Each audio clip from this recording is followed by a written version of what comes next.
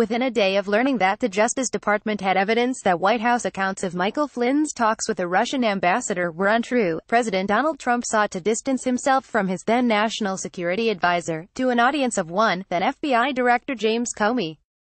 At a one-on-one dinner in the Green Room of the White House on Jan. 27, 2017, Trump expressed serious reservations about Flynn's judgment, Comey wrote the next day in a memo that was made public Thursday. Comey said the president explained his concerns by citing an incident that had occurred that day at a luncheon for visiting UK Prime Minister Theresa May. But Trump never took that stance publicly. It would be 17 days before Trump fired Flynn, and then only after the Washington Post had revealed that Acting Attorney General Sally Yates had alerted the White House on Jan. 26 that the FBI had proof that the White House version of what Flynn said to Russian Ambassador Sergey Kislyak was untrue. Trump continues to defend Flynn to this day. Comey's memos show that what the FBI knew about Flynn's conversations with foreign officials was a concern to others in the White House as well. On Feb. 8, 2017, Comey wrote, then White House Chief of Staff Reince Priebus asked him directly if the FBI had obtained a warrant from the Foreign Intelligence Surveillance Court to monitor Flynn. Comey wrote that he answered, but what he said was redacted in the released version. 5 days later, Flynn was fired. Comey's memos lend some key details to what was a tumultuous time for the then week-old Trump administration. 27 alone, the administration was dealing with Yates's revelations about Flynn, a visit from the British Prime Minister, and the surprise signing of the first travel ban in the chaos that followed. Comey recounts in his new book that he was eating lunch at his desk at the FBI that day when his assistant received a call for him from the White House. It was the president, asking if Comey wanted to come over for dinner that night, he wrote.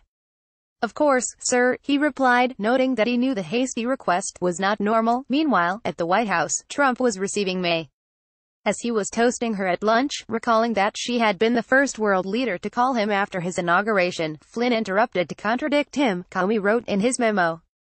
Persons in the room told BuzzFeed News that Flynn told Trump in front of a stunned British delegation that it actually had been Putin who'd called him first.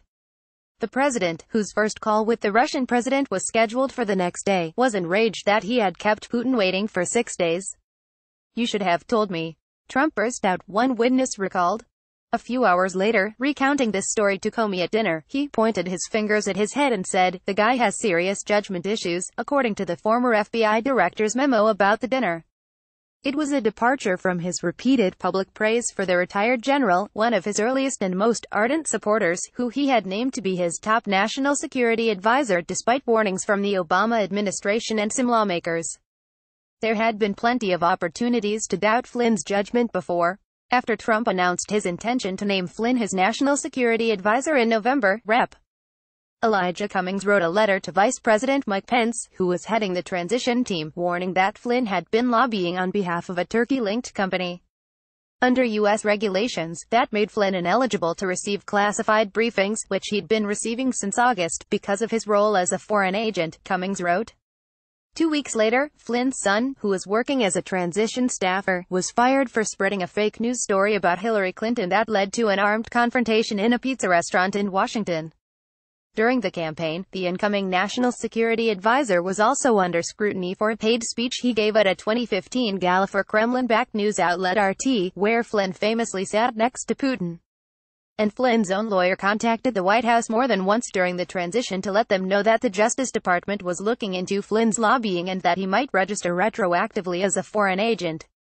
Yet there is no record of Trump ever having raised doubts, privately or publicly, about Flynn's judgment until that conversation with Comey.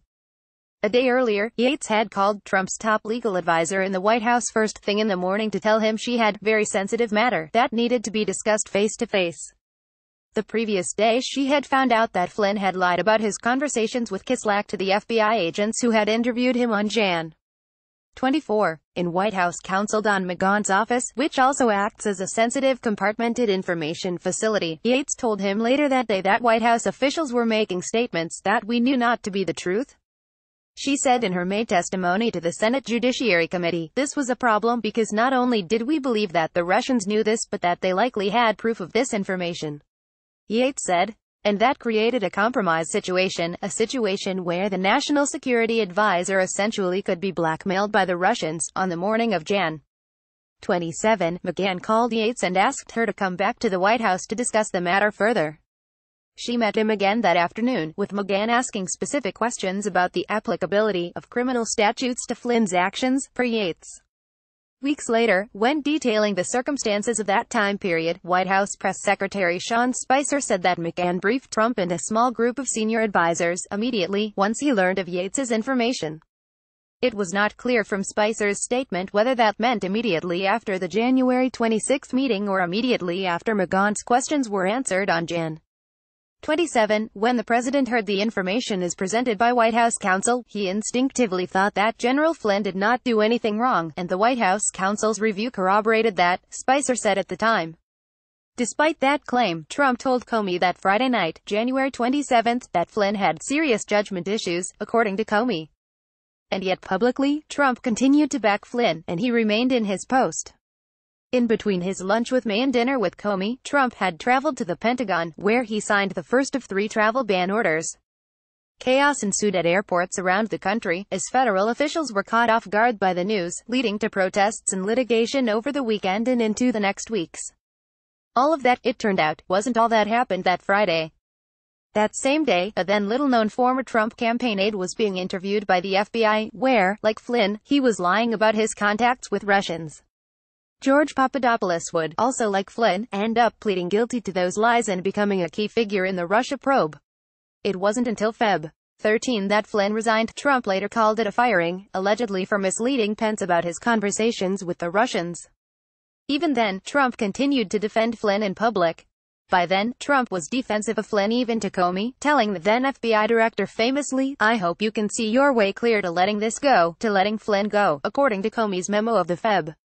14, 2017, meeting. After Flynn pleaded guilty to lying to the FBI in December, Trump, for the first time, seemed to indicate that the lies to the FBI were part of the reason he had been fired, while maintaining a partial defense of Flynn. "I had to fire General Flynn because he lied to the vice president and the FBI," Trump tweeted. "He has pled guilty to those lies. It is a shame because his actions during the transition were lawful. There was nothing to hide." Trump's public defense of Flynn has never ended. Nearly 15 months after Trump privately told Comey of his concerns about Flynn, his public stance remains the opposite, with Trump tweeting Friday about his sympathy for Flynn and his continued, growing anger at Comey. Got a confidential tip? Submitted here.